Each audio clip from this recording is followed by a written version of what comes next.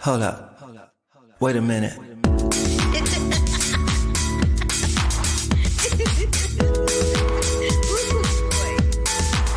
I wish you love, peace, and hair grease. Love, peace, and hair grease, y'all.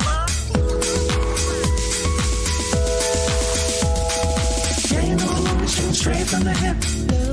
This is Carla Renata, aka the Curvy Critic, and I shoot straight from the hip.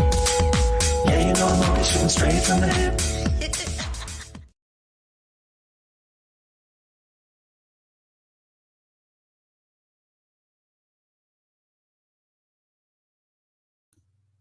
Yay! Happy Sunday. Welcome to another episode of the Curvy Critic with Carla Renata. If this is your first time joining me and you are on YouTube, click the bell for notifications. Give me a big thumbs up to let me know that you was here, and subscribe to the channel. If you are on LinkedIn or if you are on Facebook Live, just holler at your girl and say hello. While we're here doing this broadcast, we'll be here for about 30 minutes or so, and I have some interviews and things that I'm going to show you. And I am so excited about that. And I usually tell you what I did the week before, but because I have so many interviews to talk about and a review to do, I am going to save all of that and just get on with the show. So usually we take a little trip around the curve. So I think it's about time. Are we gonna go around the curve real quick? Let me see if we're gonna go around the curve. Let's see what's happening there. Anywho, I'll talk about what I did last week while this is uploading, because apparently it did not upload. So last week, what did I do? Last week, actually yesterday, I was part of NABJLA's Media Summit, and it's an opportunity for Black media to get together in the Los Angeles area and network and attend panels and workshops. You were able to get free headshots. You were able to have free anchor sessions with local and national anchors around the country. And it was a great networking opportunity. I did a panel with Gia Peppers, Angelique Jackson, and Ariana Drummond about red carpet realness. And so we talked about our different journeys. We talked about reels. We talked about stories on the red carpet. We talked about how to get ready for a red carpet, and that it is not as glamorous and fabulous as one might think it is. So that's what we did. And what else did I do last week? I think that was it. I'm still decompressing. I'm so sad. I am still decompressing from the Oscars, y'all. I'm not even gonna lie. Oh, I know what I did. I went to see The Lion King. Not The Lion King, but I went to see a friend of mine who's in The Lion King, T. Siobhan. She's here in the LA company on the tour. And I actually met her on We Auditioned. And so we met together and had a nice little time yesterday. But in addition to all of that, I ran into people that I knew when I did The Lion King at the Pantages 23 years ago. And then I ran into some people that were doing it on Broadway while I was doing it in LA. It was like a Lion King reunion, an unexpected one. I ran into my Pumbaa, Bob Bouchard. Shout out to Bob Bouchard.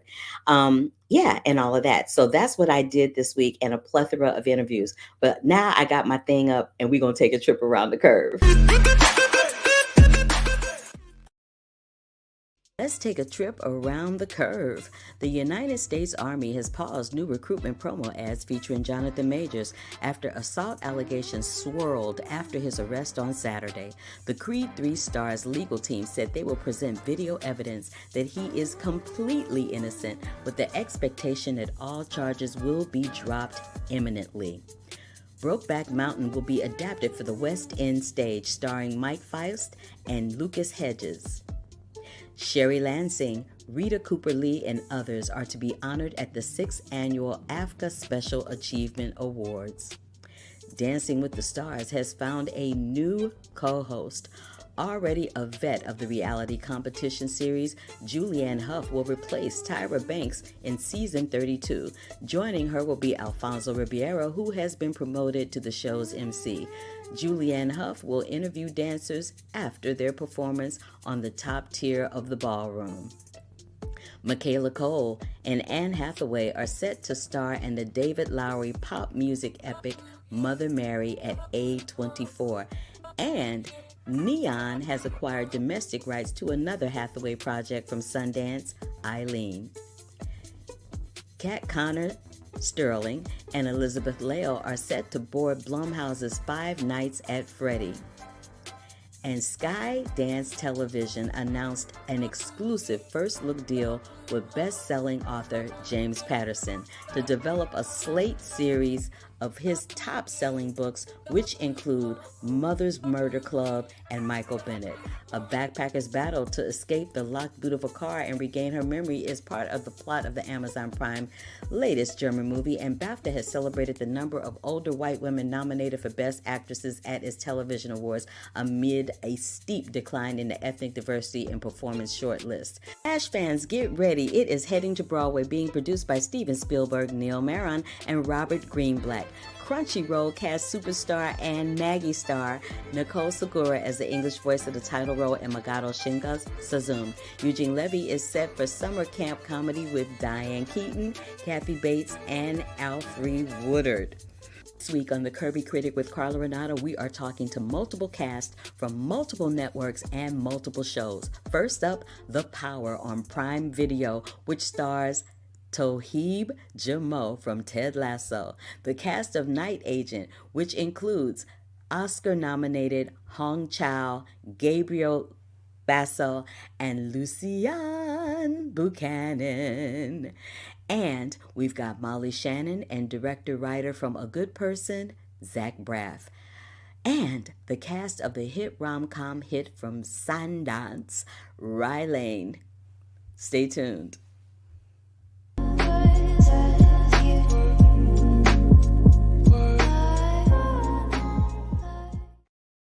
That was a lot, right?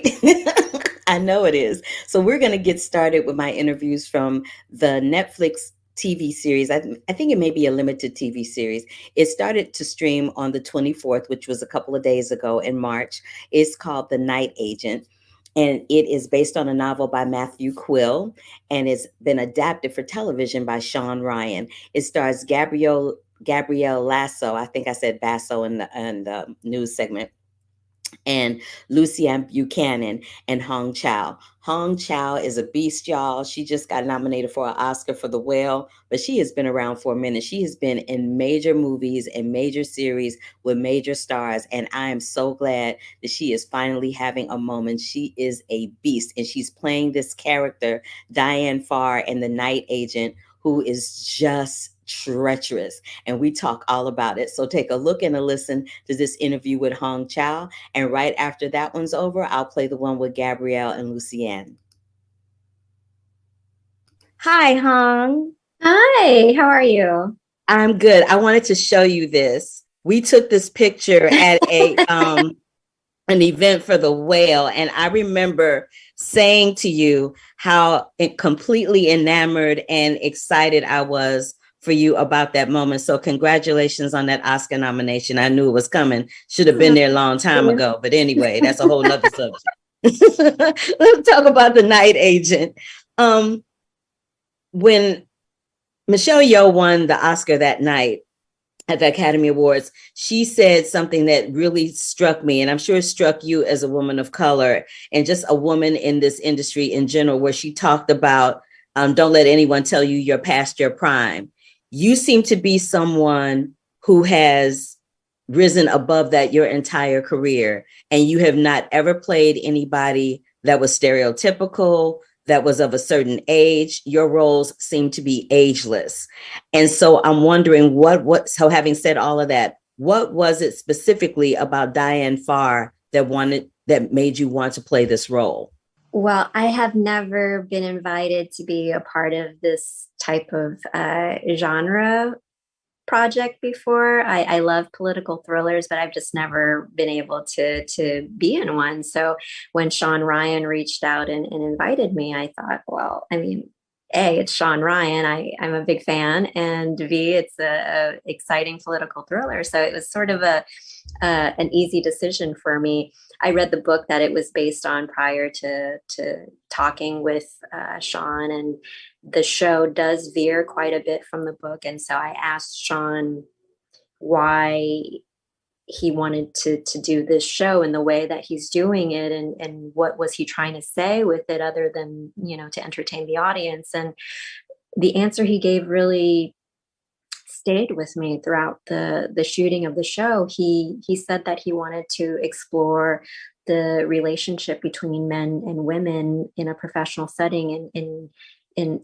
their dynamics of how they disagree with each other, how they work together to get things done.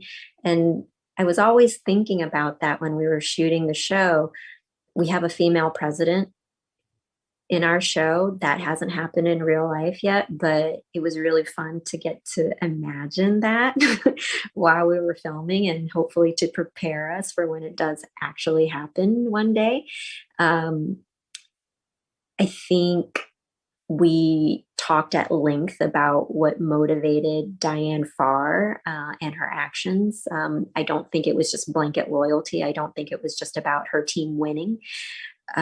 The writers and Sean Ryan and I talked about how Diane really, really believed in the president's agenda and really wanted the president to stay in office as long as she could in order to get those things done and accomplished and to make the country a better place. I think she really, really believed that. So it was so nice to get to play a character who was so idealistic and who was so single-minded, and that plays out in so many different ways.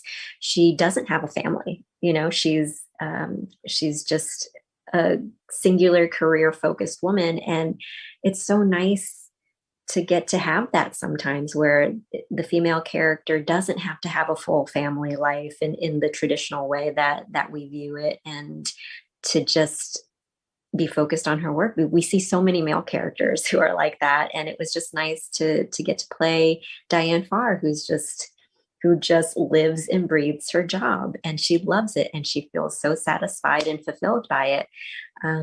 So there were so many different aspects of this character that I got to meditate on and to chew on, and of course, like her appearance. I think during the pandemic, I noticed a lot of women weren't dyeing their hair anymore because we couldn't go to the hair salon. And I've been seeing so many older women with their beautiful hair color, natural hair color, just finally showing. And I've had so many conversations with women who are like, yeah, I just stopped dyeing it. And, I feel good. I feel good about it. And, when we first started, I sent Sean Ryan a picture of my friend Susan Choi as an inspiration for my character.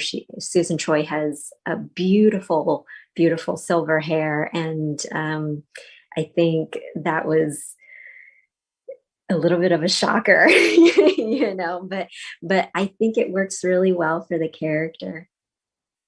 I think it works really well for the character too, and so do you. Diane's smart, she's cunning, she's captivating, and she is all those things that I feel you encompass in real life and on the screen. Thank you so much for your time today. You couldn't have given me a better answer than what I could have asked for. I appreciate you so much, and good luck to you. And I love the show, and I love you in it. Thank you. Thank you so much. Take care. Bye. Bye. She's like, look at that room. I am. It's amazing. I want the full tour. The pillows look really comfortable. The pillows are very comfortable, my dear. Well, let me just tell y'all, I was living for you all in The Night Agent. It gave me all kinds of life. I love political thrillers, so I was all in for this one. Great. So what I want to know, yes, of course. What I want to know is, did you guys have an opportunity to train with any real FBI agents to prepare for this series? So there was an FBI supervisor that I talked to before we started shooting, and I think it was cool because he had sent me their not loadout, but their equipment list where they had, the police baton and stuff like that. So then I took that to Mitch, the stunt coordinator, and I was like, dude, we should use all these at one point in the fights to show that gradually throughout the season he's moving and he's losing weapons and he's losing equipment. So now he doesn't have his police baton, and now he's shifted his action from detainment and incapacitation focus to like killing and getting them out of there as fast as he can. So it was sort of this aesthetic shift in the action that I think is kind of cool. I would have never thought that was the answer. I was going to get to that question. That was kind of deep, Gabriel. Okay, I'm with you. I'm with you. How did you guys work on your chemistry together? Because you guys have insane chemistry. Were you able to get together before you started shooting? Did you hang out in between shots or in between episodes? Like, how did that go down? We went bungee jumping. Yeah, so the first day I met her, I took her bungee jumping. Yeah, it was his idea. He just randomly thought about it and was like, hey. And we shot in Vancouver, Canada, so it's very beautiful and there's lots of things to do there. And he suggested it, and I was like, no, okay. I think something that helped us, though, was we were both sort of out of our element there. Like, I'm not a real city person, and she's from New Zealand, so it was very like... Where are we? Yeah, we both sort of relied on each other for friendship, and we'd see each other on set, obviously, and we were the only two actors that were constantly there, so everyone else was going back home and had a break. And I think just that, us being there every day and seeing each other and being able to shoot each other a text and be like, hey, you know, let's go grab a bite to eat or something, helped a lot. Yeah. How are you feeling? Yeah, it was. There were a lot of rough, nights. So I think, it was nice to have someone there that understood what you were going through. Because you can always call a friend back home, but like, you're like, oh, you're working on a show and you're. You have a drive. Yeah, it's different. It's different when you have somebody that you're working with to talk to. I totally get that. Yeah. Let me ask you about that scene, Luciani, where you jumped off out of that window. Was that you or was that a stunt person? That was a stunt person. Her name's Darlene Panetta, and she's amazing. And she looks so much like me when she's got the wig on. And she actually cut her hair eventually to match my hairstyle. And yeah, there was no way I was doing that. I was like, girl, you brave. And like, I think she was scared too. She was like, yeah, it's good, it's good. And I was like, oh my gosh. You're like, not in this lifetime. Real quick, what's your favorite thriller book or movie? The first thing that came to my mind was Shutter Island. Ooh. Yeah. That was nice pick. Yeah. Nice pick. Thriller book or movie. I'm not a big thriller person or horror or whatever, because I feel like it's subjecting myself to things that I would deal with differently, and it's frustrating for me because I'm like, dude, I get just frustrated watching it. So I try not to. Well, you are part of the Thriller franchise now, my brother, so you better get with the program. I'll get with the program. We'll get tattoos. Thriller. All right, you guys, thank you so much for your time. I'm really thrilled about the show. I hope others will be too when they see it, and congratulations. Thank you. Have a good one. See you. So let me tell you what The Night Agent is about. It is about this guy named Peter Sutherland. He's an FBI agent, and he has been assigned to the Night Agent desk, which is a desk at the FBI where the secret agents call when they need extra backup, it's like a cleanup crew kind of situation. And what happens is, because he's a night agent answering the phone calls, he's a low-level FBI agent working in the basement of the White House, answering this phone that never rings until this particular night it does ring, and it throws him in the middle of a conspiracy that leads all the way to the Oval Office. It's like in the line of those political thrillers, those James Patterson. Now, honey, it's everything. I had a good time watching The Night Agent. My stomach was in knots the entire time I was watching it. It was like watching a little mini movie each time. But it is streaming on Netflix right now. You can catch all episodes and stream it and binge it right now. It is on Netflix. All right. So the next series that I saw was a series on Prime Video called The Power. Now, what The Power is it's based on a New York Times bestseller written by Naomi Alderman. And it deals with the power is in our world, but for one twist of nature. Suddenly, these women develop this mysterious new ability to electrocute at will, leading to an extraordinary global reversal of power balance. I kind of dug this one too, just because it's got a female empowerment thing happening, and women are kind of, what is that going on with that one piece here?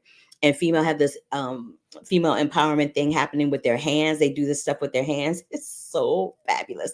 But this one does not come on Prime Video until March 31st. So you got a couple of days to wait for this one. But I want you to hear what the showrunner, Naomi Alderman, had to say about it. And not for nothing, but one of her mentors was Margaret Atwood. If you don't know who Margaret Atwood is the doll who wrote The Handmaid's Tale. So we all know what The Handmaid's Tale is. This is like The Handmaid's Tale on a whole different level. So take a look and a listen to this interview with Naomi Alderman, the writer of the book, The Power, and the producer, executive producer, along with her, Tim Bricknell. Great. I love your name, Curvy Film Critic. Do you critique curvy films? No. That's fine. I also am a lady of curves. I look at all films, darling. So I just want to ask you one question before we get started, Naomi. I know that Margaret Atwood was a mentor for you early on. Has she had it looks like from watching The Power that she's had a tremendous influence into your writing. Right. I mean, I would say she had a tremendous influence to my writing before I ever met her. You know, I studied the Handmaid's Tale when I was 16. I wrote exams on it. I've read so much of her nonfiction, her essays. She is a truly inspiring woman. She is committed to climate justice, to environmental causes, and she writes a banging novel. So, like, what more can you want, really? She's wonderful. I want to talk to you about this Mark Twain quote that was infiltrated at some point throughout the series, where it says, "The day you were born and the day you found out why." I want to know what that means to both of you, having come out on the other side of this project. Oh, I like that. Yeah, the two most important days. Yeah. That you're born, that you found out why. Yeah, I really like that. I would say I have had a few days in my life when I have felt like my voice was the voice that could say something that nobody else was saying, and which was incredibly important. So when I published my first novel, Disobedience, that was a novel about the Orthodox Jewish community that I come from, and about the very difficult situation of LGBT plus people in that world, and nobody else was doing that. And I just thought, you know, I'd heard so many stories, I felt like I had to do that. And actually, with this book as well, and with the show, I feel like, you know, the thing that I can do is to tell a really exciting story that at the end is really about something. So, you know, the show has a gangster story and an investigative journalist and the rise of a cult leader. And what I can do with that is also go, and also let's talk about whether men and women are really so different, and if so, why are we so wedded to that idea, and just kind of introduce that into your thinking and go, come with me, like beckoning you on an exciting journey where you're gonna have some new experiences about thinking as well. Yeah. What about you, Tim? For me, I mean, I remember, like, you know, feeling a bit bleak one day, as, you know, British people tend to do, gazing out of the window. It's a very grey country. Wondering when I'm ever going to find out why. And my daughter bouncing up and asking, you know, "Daddy, why is there a dog in the moon?" And I was like, okay, maybe this is the reason why. I'm here to answer questions like that. Oh, that's great. So you were born to answer questions about dogs and moons. Is that what you're saying? You were born to deal with difficult demands. Difficult demands. Like being a producer. Exactly. Yeah. There we go. Oh, wow. Well, that is my time, you guys. This was delightful. Tim, I wish I'd had an opportunity to hear a little bit more from you, but I'll catch you on the next one. I know I'll be talking to you again. Thank you so much. You're very welcome. Bye now. There was this line that was spoken in like the first episode, I believe, where someone says every revolution begins with a spark. And I wanted to know, what was the spark that lit a fire under the three of you to bring this adaptation to the screen? I think it's falling in love with Naomi Alderman's novel, which came out in 2016, and it just felt to me like the project that I've been waiting my entire career to do, because yes, it's ambitious, it's global, it has these characters, these diverse characters from across the world that aren't typically the heroes of their own shows, and it has a message underneath it and an urgency, right? It has purpose. And that's what I want to do as an artist. That's why I'm here, is to tell stories, hopefully, that make us think and also are wildly entertaining. But things of this scale don't come around very often. So getting to be a part of this show is something I pursued heavily for years. And I was so thrilled when Amazon brought me on board to finish this series. And it's been the greatest gift of my career. No, I mean, exactly that. I just, as soon as I read it, I was like, we're a company called Sister. And I love working with women in particular, and it felt, this is a story, and it was so relatable. I was like, why hasn't this been told before? And I love stories with one twist, genre pieces, which is ultimately what this is, but it's just got this one twist that makes everything different. And I think it's just a bit of a genius premise, so we're thrilled to do it.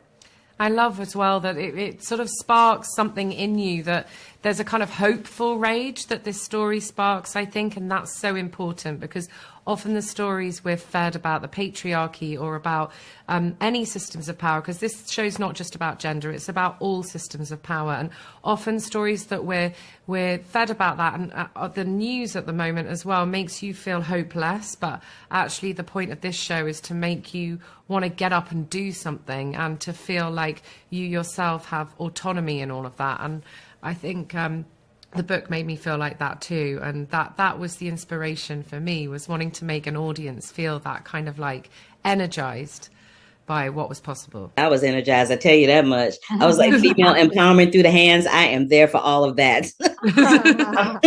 I want to ask what this Mark Twain quote means to each of you. The day you are born and the day you find out why. What does that mean to you now after having embarked on this journey? Wow. I'm happy to go first with that one, because I'm the oldest, so I can I've found out why. I think I'm only now, honestly, in my 50s, beginning to find out why. And I think what that's about, I've realised, is, this sounds so mushy, but honestly, it's about giving love and being generous and trying to forgive in a world where there is rage and there is anger and there are all of those things. I want to use that rage, but I want to do it with kindness and to take people with me and to mentor and to give back. And so from my point of view, as the older end of the spectrum, I feel I need to throw the ladder back down and drag people up it who don't have the chance to go up it themselves. I think that's so well said, and I kind of echo it, but the other thing I would add to it is that I always knew that I wanted to be in this creative field and work with others and collaborate and tell stories. But one of the things I've learned through my career is that it's not just the quality of the project that you make, it's the process of making it with other people and the way that you treat and respect those around you and hold hands with them on this journey. And that's something that I feel I'm imperfect like anyone, but I'm motivated to do good together as a team to make the world a better place through storytelling. Yeah, well, I agree. And I feel like younger people coming up in the industry, I find it really, really inspiring when you have those people that, or in any industry, especially creative, when they know they want to be in it, but they don't know which bit of it they want to be in yet. And then you see them realize the bit they're good at and get on the first rung of doing that. And that's always really exciting. And I feel like in this show, there's these moments where you see these iconic characters just sort of realize, hang on, because they become the future leaders of the world. You know, these normal, well, then none of them are normal, actually. They're all iconic anyway. Even before they get the power, they're iconic and they were going to do amazing things. But, you know, these people who kind of go on a journey where you see them go on a kind of epic journey of realizing their destiny, for good or bad, is just so exciting, and not many stories are that big or that provocative. I love the power. I love that you got a company called Sister. I'm there for all of that, and I'm looking forward to other people seeing it and checking it out and feeling the same way I did. Oh, thank you so much. Thank you. You're welcome. Hey, y'all. Hey, Carla, love the aesthetic. Oh, Thank you. I appreciate you. Well, listen, I was very intrigued by this series because it says so much in such a short period of time. But one of the quotes that was mentioned within the confines of the series is something I want to throw out at you guys and get your feelings on it. It was a quote that was quoted by Mark Twain, where he said, "The day you are born and the day you find out why." And I'd like to know from both of you, what meaning does that have for you now coming on the other side of the power? What a beautiful question. I think it's about honoring your wants, honoring your desires for Ndudi. I think she's really trying to figure out who she is, what she wants, what her choices are being influenced by. And I think after her interaction with the power, it becomes really clear for her. And then she just starts taking up space. And I think there is something particularly which happens with Black women about finding what we want and honoring that. And yeah, she's really doing that in the show, and it feels really delightful to kind of show that depiction of womanhood. Yeah, I think yeah, a similar thing. There's something about finding your purpose, especially as a young person. Once you have a dream and you see a pathway to achieving it, it's about like staying dogged and sticking with it. And I think, you know, like both of these characters, through this interaction that they have early on with the power, find what their thing is, and both go on their very different journeys to figure out how to navigate through the world, having found this thing. I think it's really beautiful. I love that. Y'all are on it with the answers. Okay. And then one other thing I'd like to embark upon. I forget what character says this, but they say something to the effect of the system is broken and only women can rebuild it again. Yes, I feel like we are in that place in this world right now. And I just wanted to get your thoughts on that, because I feel like the power is almost reflecting where we are in real life with the world, the global world that we're dealing in, since this is such a global story. I think for me, there's very much like a silencing and pushing away of women's voices, of their agency right now. And I think you need the yin and yang, right? I think there's a feminine and masculine energy which works in tandem. And I think that's something really interesting about our characters, is that we're there's a real allyship going on, and there's a strength and there's a love and connectivity in it. So I think we're trying to show of how these two energies actually together generate something really beautiful, something really loving. But right now it's just really separated so much, it's become a binary, and they're kind of at war. I think it's a shame. It's a shame that a book that was, you know, started in 2015, released in 2017, is still so topical in 2023. And I think especially, you know, post Me Too, it seems like in the US and in the Western world and in Africa and everywhere, there is a real backlash against women. You know, like it feels like there's a real political war on women. And Jane Featherstone, one of our execs, said yesterday at the premiere that she wants this show to be the backlash to the backlash, and I think that's exactly what it is. And yeah, there's something really exciting and you know, on the pulse about that, and I love it. I love being in this space as an artist. And I loved having you in the space with me today. Y'all are some deep brothers and sisters. Oh my God. We're so excited to have you, and congratulations on the film. This is a very different thing for you. Steve. So I'm glad to see you branching out and broadening your wings a little bit. So having said that, you're welcome. Having said that, thank you for your time. I appreciate you, and I'll see you on the next one. Thank you so much for sharing your time with me. All right, bye. Bye, lovely. So you guys, we had an opportunity to speak to the woman who wrote the best-selling New York Times best-selling book, Naomi Alderman. We spoke with the executive producer of The Power, Tim Bricknell. We spoke with Toheeb Jamo, who y'all may recognize that face from Ted Lasso. He is on that hit Apple TV Plus series, Ted Lasso. He's pictured in this interview on The Curvy Critic with Heather, please forgive me, girl, if I mispronounce your name, Agyapong. And we spoke with 3 of the showrunners of the show. So you guys, this series is really, it was wonderful. I really liked it. And some other stars in it that I did not speak to were Toni Collette, John Leguizamo, and Ali Caravallo, who was in Moana a little while ago. So 2 things to recap. The Night Agent is currently streaming on Netflix, and The Power will start streaming on Prime Video on March 31st. Now, There was a film that played at Sundance that I desperately wanted to see and didn't have an opportunity to see when I was there, but I did get to watch it post Sundance, and it's called Rye Lane. It's a Searchlight Pictures film. It will be released on, I keep wanting to say August. I don't know why. It will be released on March 31st. And it's about these two young people who are reeling from bad breakups, and they connect over this one day in South London. It is a rom-com with some chocolatey Black people. It is hilarious, hilarious, and heartwarming and heartfelt, and just, it's all the things. It'll give you all the feels. And it's just a fun, nice, juicy time in cinema. It is. And it's directed by a young lady who made her directorial debut, Rain Allen Miller. She looks like she is 12. Y'all see when I do this interview with her, she looks like she's 12, but her sensibility is everything. The way she shoots this is so wild. It's done with all huge pops of color.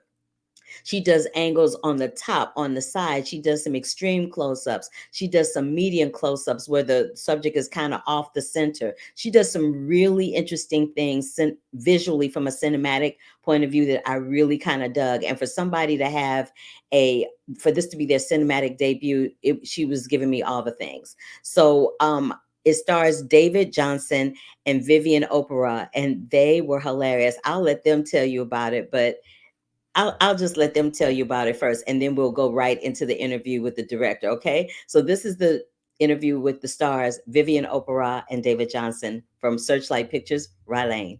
I enjoyed y'all in this film so much. You were so funny, and your chemistry was really quite lovely to watch, right? Thank you. So I just need to know from the outset, how many takes in that stall did y'all have to shoot? That made me laugh out loud. So you mean the bathroom in the very beginning, yeah. The very beginning? Where he's crying. Okay. I mean, listen, it was a good night shoot. We didn't do it too much, but equally, I remember doing some stuff, and I quite, I think I'm always looking for like a sense of truth in everything. I always remember Rain coming up and be like, all right, just go a bit bigger, you know what I mean? Like she constantly needing to make me a bit more bigger. So I mean, listen, we did it enough times for me to be like, okay, can we stop now? But yeah, let's talk about Shoot, baby. Y'all had me dying out loud. Now, did you know of the song beforehand? Had you heard of Salt and Pepper?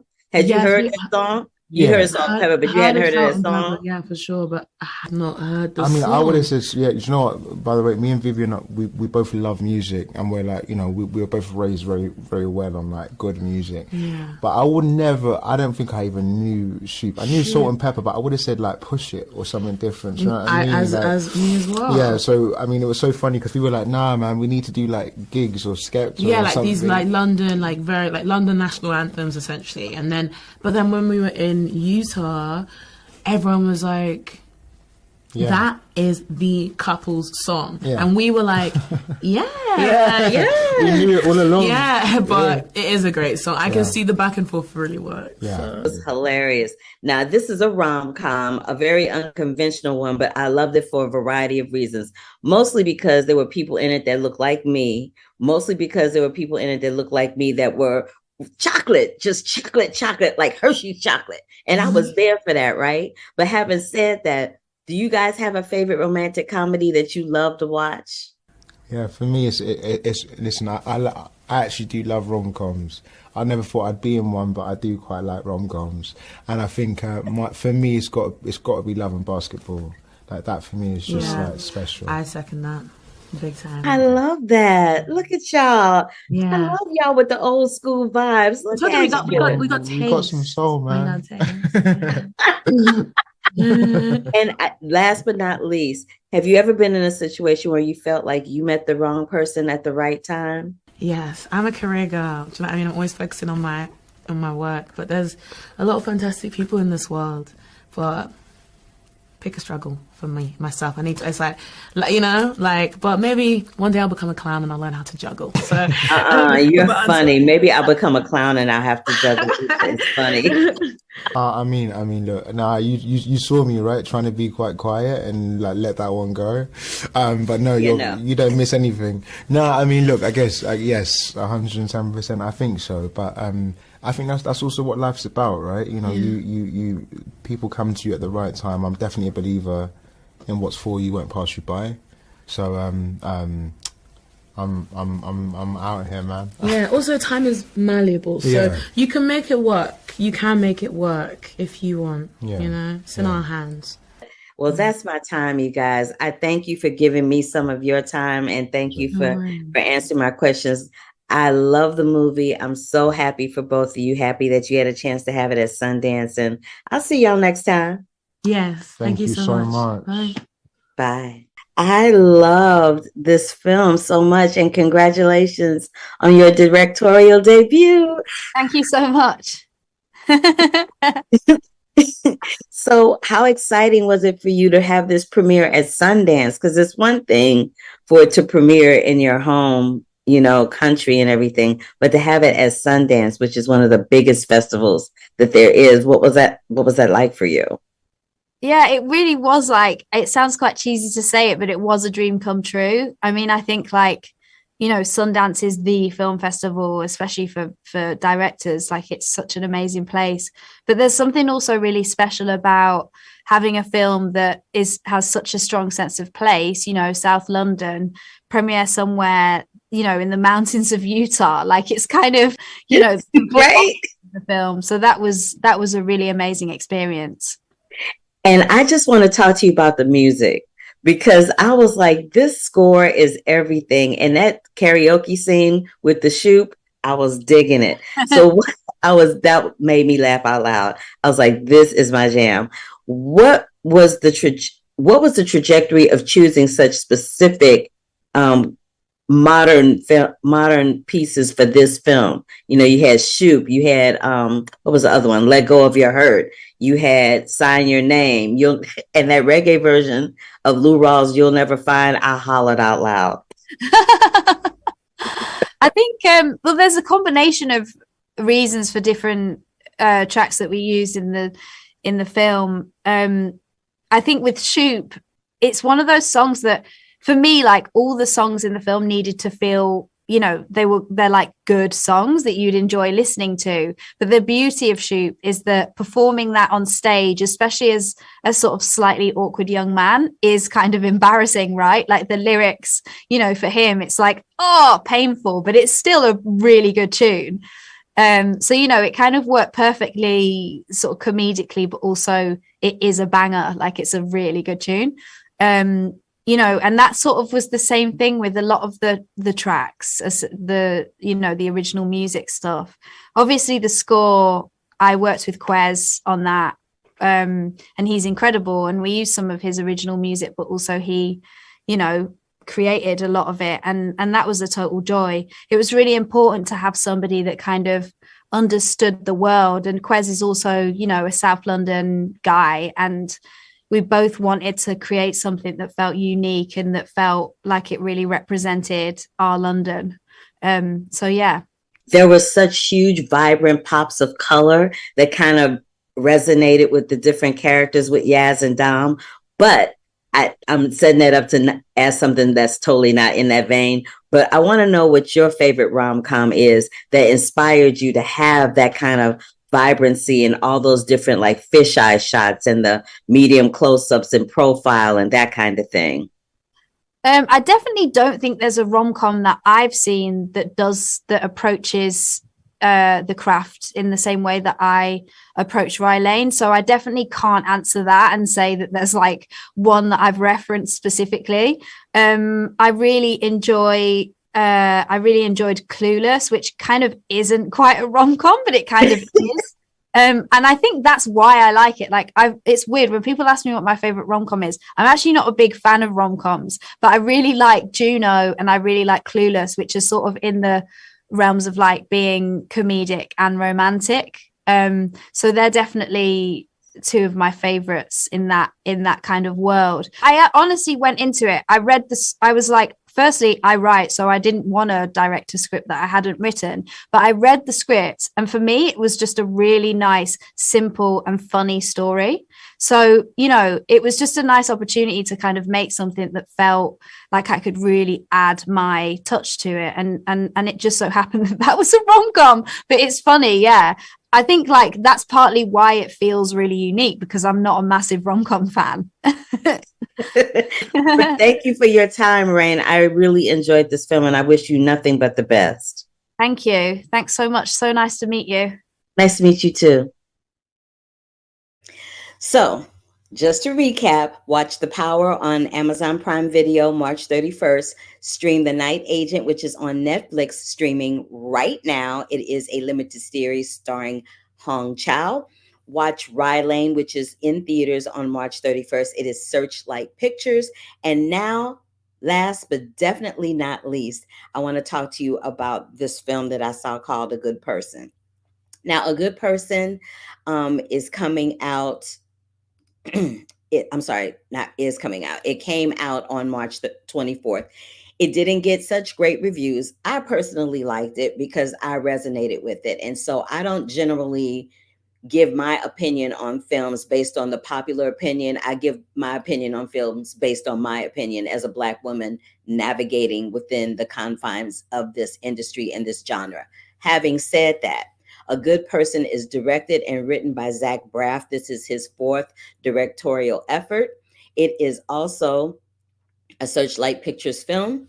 It stars Morgan Freeman, Florence Pugh, and Molly Shannon. This is a film that deals with a young lady named Allison, who is played by Florence Pugh. And she is recovering from an accident, a tragic accident. And in the process of her recovery, she becomes addicted to opioids. In her efforts to, I'm trying to say this without telling you about the movie in case you want to see it. In the process of her trying to overcome this opioid addiction, she goes to a meeting, a Narcotics Anonymous or Alcoholic Anonymous, a meeting, and she runs into the father and the man who would have been her father-in-law had she gotten married. I think that encompasses everything I need to say without telling you everything. So the almost father-in-law is played by Morgan Freeman. His name is Daniel. Florence Pugh is Allie, and her mother is Molly Shannon, who plays Diane. This is such a complicated story. And when I talked to Zach Braff about it, I'll let him tell you, but he wrote this because we were in COVID. Everybody knows what that feeling was like. You know, you either were with family, without family, lost people, contracted COVID. There's so many things under the sun that happened under the last 3 years. So we speak about that. But what I want to say about this film is that it literally tells you that sometimes you have to meet people where they're at. And sometimes, and I feel like this film is a huge statement on humanity. Huge statement on humanity and telling humanity what they need to do to get better and to not place so much judgment on people, because you never know where somebody is on any given day. Now, before I get to these interviews, I just have to holler at my boy Brandon, because he's always here. He says he's enjoying his animation classes so far and getting the hang of it. I'm sure you are. And he also says that he likes Molly Shannon. She's in Bob's Burgers as Louise's rival Millie. Yes, she is, Brandon. She is. And I love Molly Shannon too. So having said that, I have interviews with Molly and Zach, but I want Zach to tell you about this film. He could explain it to you much better than I ever could. So take a look and a listen to this interview with the director and the writer of A Good Person, Zach Braff. Hi, how are you? Nice to meet you. It's nice to meet you too. I'm such a fan. I'm so happy that we have an opportunity to chat for a couple of minutes. You have these characters that are in both Garden State and in A Good Person, these characters that are trying to overcome the situation that they're currently in to get to someplace else, right? And in this one, you're dealing with these two people that in two different forms are trying to take on grief and addiction in different ways. One person has supposedly moved past it, and the other one is in the midst of it. Yet you find the heart and the humor in all of that. And I just wanted to know, what was it that inspired you to write that kind of story? It's as complex as it is. It was really wonderful to watch. Thank you so much. I experienced a lot of loss in the last 4 years. I lost some people that are very important to me, my sister and my father, and I had a very good friend who was living with me die from COVID at 41 years old. So that was just, I was living in that space of loss and really yearning to change the chapter, to move on. And then lockdown happened, and I sat down at my blinking cursor on my computer, and this is just what came out of me, this story. I wanted to also write it for Florence Pugh, because I just think she's an extraordinary actress. And so that was the beginning of it. And then I really was lit up by the idea of this intergenerational friendship. So finding a friendship that would never be had there not been this tragedy. One of the themes of the movie is fate and what shows up in your lap due to fate and circumstance. And I liked the idea of these two people saving each other from themselves and forming this bond. But had it not been for the tragedy, they never would have really come into each other's lives. And they ultimately save each other from themselves. So that was the concept that I started with. Okay. I'm so sorry for your loss. I really, really am. You said that you wrote this for Florence Pugh, but how did you get to Morgan Freeman? Well, one of the films I had directed was a movie called Going in Style, and Morgan was in that. So I knew him, and I knew that he liked me because we had a good experience. I just didn't think that he would do an independent, movie that needs to be shot in 26 days for no money. But he loved the script, and he told me that he saw himself on every page, and he said he was into doing it. So then it became, then I had that image of the New Jersey diner booth and Florence sitting across from Morgan, and I was just like, well, that's the movie right there. That's the whole movie. You're right. It is the whole movie. And I am so grateful that you used what happened in your life to inspire and inform and educate all of us through your characters and through your script and through this film. It was really spectacular. And I also want to take this moment to thank you for your time. I appreciate you. That was lovely. Thank you very much. All right. See you next time. Hey. Hey, great. Molly. Hi, Carla. How are you? Good. How you doing? I love your pink background. It's so pretty.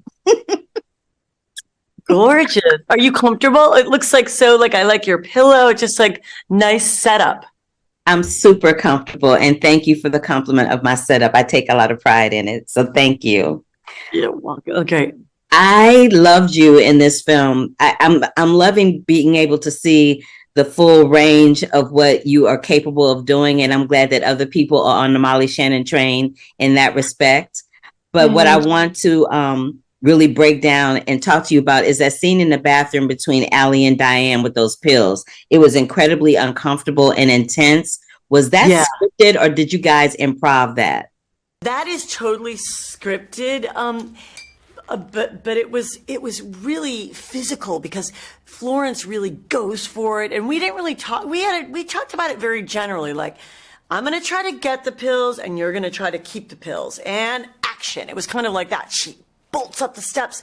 So it was kind of scary, and not all performers are like that. Some people they don't want you to, like, if you're you'd have to be almost like faking it, like, but Florence, like, both Florence and I like to really go for it. So it was like, I feel like I met my match, she met her match. We like to really go for it so much so that you almost couldn't even feel what was happening. And then when it was over, it's like, oh my, but it felt good because you feel like you really poured your heart into it, but it felt wild, like unhinged and kind of dangerous, but thrilling, I would say.